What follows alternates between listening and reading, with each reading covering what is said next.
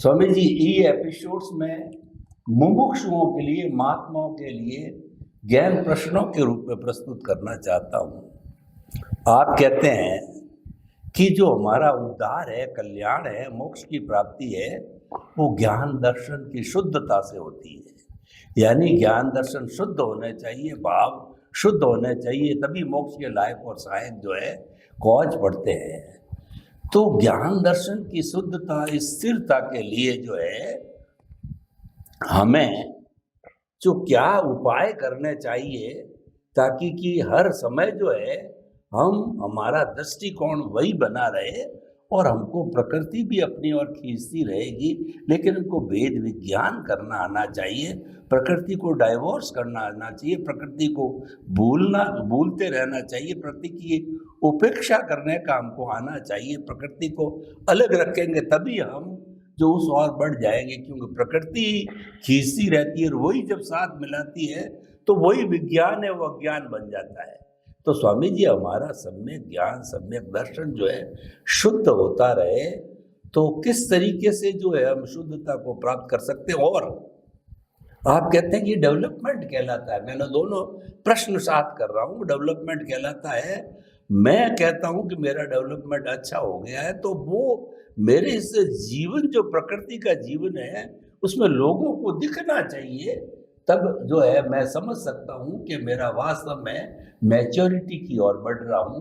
तो कृपया दोनों प्रश्नों का उत्तर दीजिए, कैसे शुद्ध और उसके लक्षण क्या है शुद्धता के, जो दिखाई पड़े औरों को, परिवार के लोगों को या समाज के लोगों को।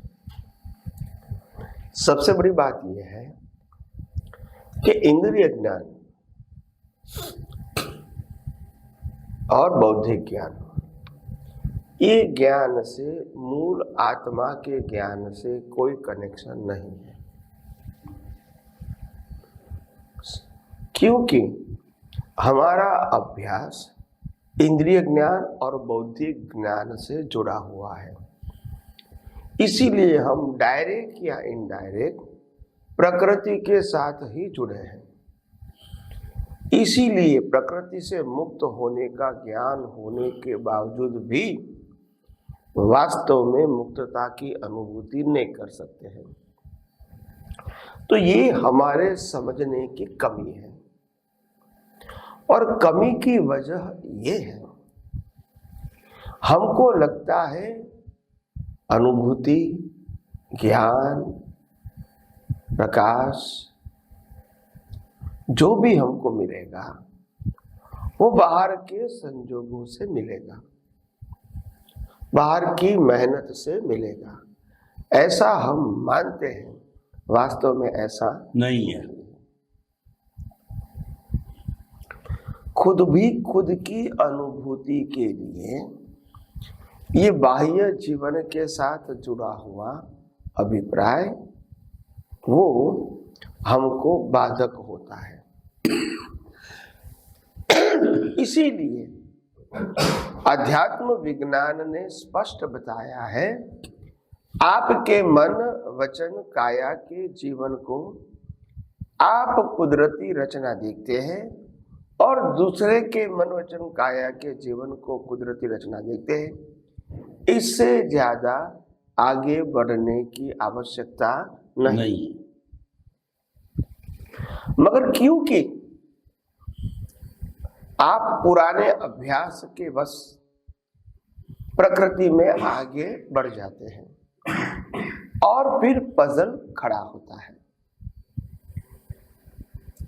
तो अनुभवी ज्ञानी पुरुष स्पष्ट कहते हैं, आत्मा की अनुभूति के लिए कोई बाह्य ज्ञान की, क्रिया की आवश्यकता नहीं है। अनुभवी पुरुष, ज्ञानी पुरुष जो मार्गदर्शन देता है शब्द के माध्यम से, ये आपको समझने के लिए है, इसको कंठस्थ करने के लिए नहीं है। ये ज्ञान नहीं है मूल ज्ञान, ये ज्ञान को, अनुभूति वाले ज्ञान का रास्ता दिखाने का एक अनुभव का शब्द ज्ञान है। हमको तो ये शब्द ज्ञान से अनुभव के और आगे बढ़ना है, केवल शब्द ज्ञान को पकड़ के बैठना नहीं। तो ज्यादातर लोग जो जानते हैं, मानते हैं, वो ऐसा मानते हैं कि हमने विज्ञान को समझ लिया, यानी आत्मसात हो गया। इसीलिए हमने कहा कि आप इस प्रकार की गलती इसीलिए कर बैठते हैं ताकि जो आपका मूल प्रश्न था कि दुनिया को दिखना चाहिए कि हम आध्यात्म के मार्ग में आगे बढ़े। तो ये मैंने कहा कि ये प्रकृति के गुणों का प्रश्न आध्यात्म मार्ग नहीं है। प्रकृति को बदलने का, प्रकृति को सुधारने का या प्रकृति को अच्छा दिखाने का मार्ग वो आध्यात्म का नहीं है। और दुनिया तो जब इस भारतवर्ष के अंदर राम और कृष्ण जब प्रत्यक्ष जीवित थे, समर्थ थे, सतयुग में थे, उस समय भी उसको ज्ञानी के रूप में स्वीकार नहीं करते थे, क्योंकि उसके बाह्य जीवन में उनकी अनुभूति का ज्ञान बाहर दिखता नहीं था। वो युद्ध भी करते थे, शादी भी करते थे, व्यवहार भी करते थे, हमारे जैसा ही वो जीवन जीते थे। और इसीलिए हम इसको ज्ञानी के रूप में नहीं मानते थे, समर्थ व्यक्ति के रूप में मानते थे, राजा के रूप में मानते थे, पावरफुल के रूप में मानते थे, ज्ञानी के रूप में। क्योंकि ज्ञान, आत्मज्ञान ऐसा चीज है जो बाहर दिखने वाला नहीं है और वो प्रकृति का सब्जेक्ट ही नहीं है। प्रकृति के माध्यम से आप किसी के आंतरिक अनुभूति की बात आप नहीं समझ सकते हैं, क्योंकि प्रकृति का एक भी गुण आत्मा में नहीं है, आत्मा का एक भी गुण प्रकृति। तो आप बाहर की अवस्था से आप इसको नाप सकते नहीं है।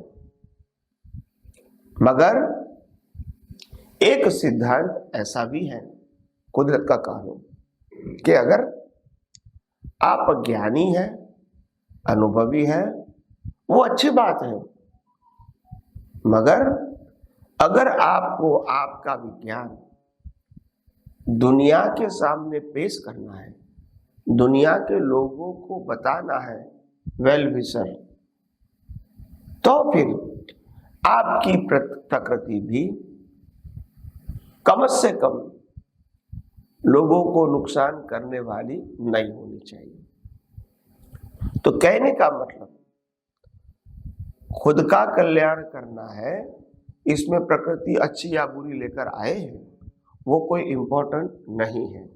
मगर जब दूसरे का कल्याण की बात आती है तो पहले दुनिया वाले आपके बाहर की प्रकृति को देखेंगे, बाद में आपकी बात को समझने की कोशिश करेंगे।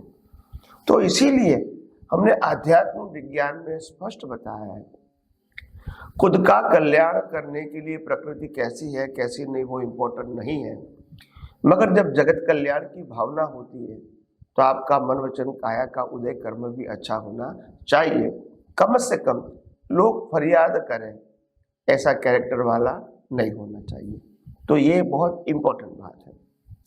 मगर आम लोग जो मानते हैं कि आपने ज्ञान प्राप्त किया, ज्ञान का उपयोग करके अनुभव प्राप्त किया और इसीलिए आपकी बाह्य प्रकृति परिवर्तित होनी चाहिए, ऐसा लोग अपेक्षा रखते हैं, तो ऐसा होता नहीं है।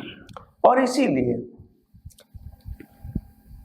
मैं मानता हूं कि हम भी अच्छा चारित्र लेकर आते हैं और अनुभूति लेकर आते हैं, तो अच्छी बात है। आप समाज को भी आपकी अनुभूति को शेयर करने का मौका कुदरत आपको दे देती है, नहीं तो नहीं देती है। तो इसीलिए मैं मानता हूं कि नाप सो अनुभूति का नाप बाहर से नहीं निकलता है, मगर आपको लोगों को पहुंचाना है तो आपकी प्रकृति भी उदय कर्म के अधीन अच्छी होनी चाहिए। मगर लोगों के ओपिनियन के आधार से आप इसको आज बदल सकते हैं या आपको ज्ञान के बाद आपकी प्रकृति को बदलनी चाहिए, सुधारनी चाहिए, ये सेंटेंस आध्यात्म मार्ग में करेक्ट नहीं है।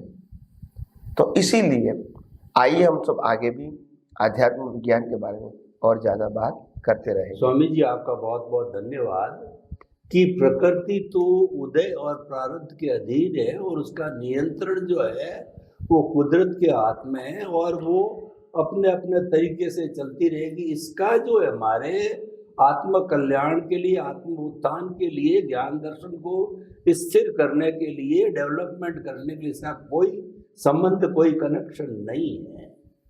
तो आपने बहुत अच्छी बात कही और आपने ये भी बताया कि ज्ञान दर्शन का जो डेवलपमेंट कही है वो तभी होता रहेगा कि आपके केंद्र के अंदर आत्मा रहनी चाहिए और मन वचन काया आप कुदरती रचना मानते रहो, तो वो ऑटोमेटिकली सारा हल निकलता रहेगा।